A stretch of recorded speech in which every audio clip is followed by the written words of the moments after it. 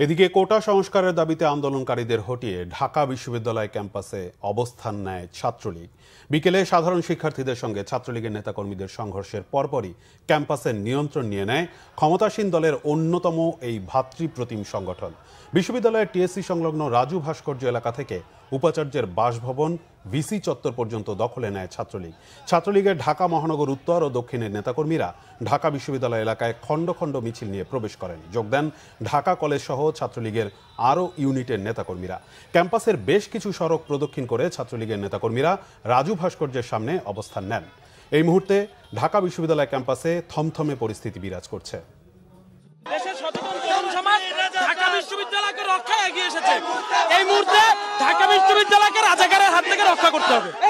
আমাদের কাছে এখন পর্যন্ত সাধারণ শিক্ষার্থী এবং ছাত্রলীগ কর্মী মিলে 25 জন আহত হওয়ার খবর এসেছে, কিন্তু আরও জানি না কি অবস্থা, কারণ আমরা তো শিক্ষার্থীদের হামলার উদ্দেশ্যে আমরা নামিনি।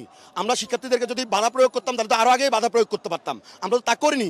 কিন্তু যখন দেখছে যে ছাত্রলীগ বাধা প্রয়োগ করছে না, তখনই তারা চিন্তা করছে যে এটা ছাত্রলীগের গায়ের উপরে পড়তে হবে। হলে হলে ঢুকে শিবিরের ক্যাডারদেরকে নিয়ে, চিহ্নিত ক্যাডার, ছাত্রদলের চিহ্নিত ক্যাডারদেরকে নিয়ে হলে হলে ঢুকে ছাত্রলীগের কর্মী এবং সাধারণ শিক্ষার্থীদের উপর হামলা করেছে।